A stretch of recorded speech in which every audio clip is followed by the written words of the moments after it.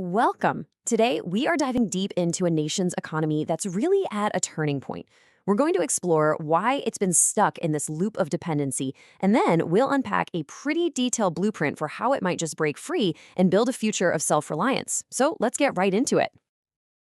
This single quote from Ishrat Hussain really just hits the nail on the head. The central problem here isn't just about owing money. It's this whole cycle of dependence.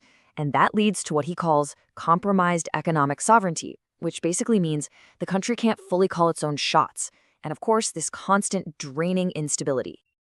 So that's the big question, right? What's actually causing this? Well, it's not just one simple thing.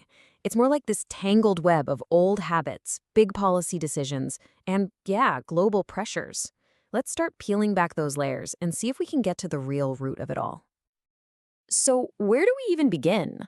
Well, let's start with the most obvious symptom of this whole problem, what the source material calls the aid dependency trap.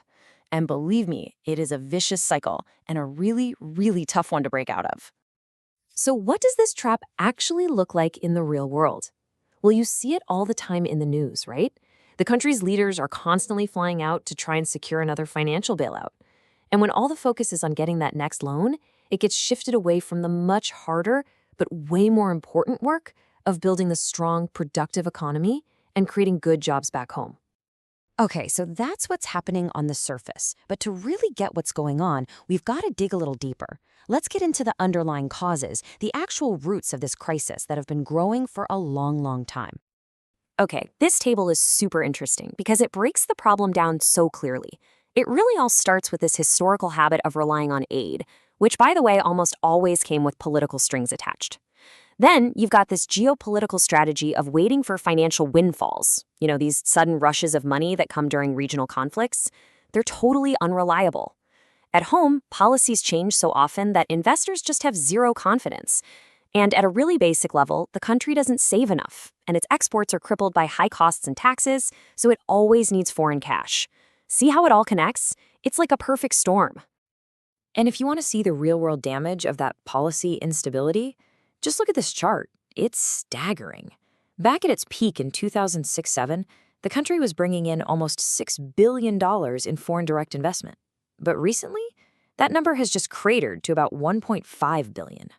That is a huge amount of money for things like factories, new tech, and jobs that just isn't coming in anymore.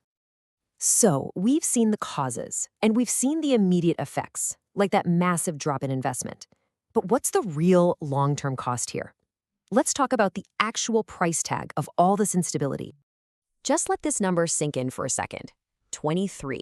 Not once, not twice, 23 plus times this nation has had to go to the IMF for a bailout.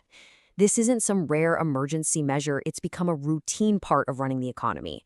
And that's a huge red flag that the core problems are just not being solved. And this slide just lays it out there, plain and simple. Two paths, two completely different futures. Down one road, the aid-dependent path, you've just got more financial crises and less independence. But that other road, the one towards self-reliance, that one leads to real, sustainable growth and a respected place in the world economy. It really is a massive fork in the road. Okay, so the problem is crystal clear, and the stakes are obviously super high. But it's not all doom and gloom. The source material actually lays out a really comprehensive strategy for change, a detailed plan for forging that new, self-reliant path. Let's break down what that looks like. The entire strategy really hinges on this one core idea, shifting to what are called non-debt-creating inflows. Now, I know it sounds a little technical, but the concept is actually super simple. It's about a fundamental change in mindset. Instead of relying on borrowing money or getting aid, which just creates more debt, the goal is to earn your foreign currency. And you do that mainly in two ways, by selling your stuff to the world and by attracting high-quality investment. So how do you actually do that? Well, the strategy is built on four big interconnected pillars. First, you've got to get that export engine fired up again. Second, you have to attract the right kind of foreign investment. Third, you turn your large population into a huge asset by strategically exporting skilled labor. And fourth, the foundation for all of it, you strengthen higher education and the transfer of technology. So how do you make your exports competitive? Well, it all starts with predictability. Businesses need to know that the government isn't just going to change the rules on them overnight. After that, the plan is to fix the tax system, bring back financing specifically for exporters, and make sure energy costs are realistic so that manufacturers can actually compete on a global scale. And what about getting that foreign investment back? You know, the money that just vanished from that chart we saw earlier? The source argues that these conditions are totally non-negotiable. Investors need basic security, they need to be free from bureaucratic meddling, and they need to know they can take their profits home. Simple as that. And the focus should be on getting investment that creates jobs and boosts exports. Now, this is where it gets really clever. This isn't just about people leaving the country to find work. It's a strategic approach. It's about targeting countries like Japan and Germany that actually need workers, then training your people with the specific language and technical skills that those countries are looking for. You reform your education at home to meet that global demand. Suddenly, what looked like a brain drain becomes a brain gain through all the money they send back home. And this table shows how this strategy isn't a one-size-fits-all kind of deal. It's all about building smart, tailored partnerships.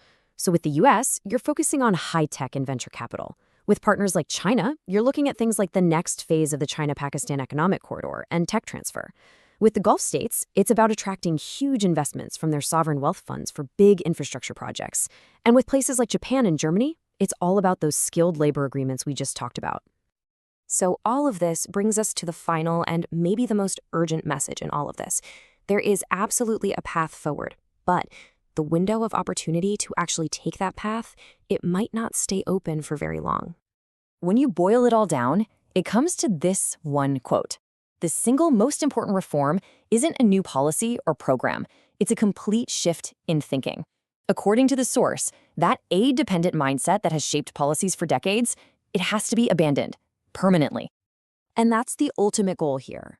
The vision is for an economy that can finally stand on its own 2 feet, one that's productive and self-reliant, not because it's closed off from the world, but because it engages with the world from a position of strength, a strength that's built on competitive exports, quality investment, and its own talented people.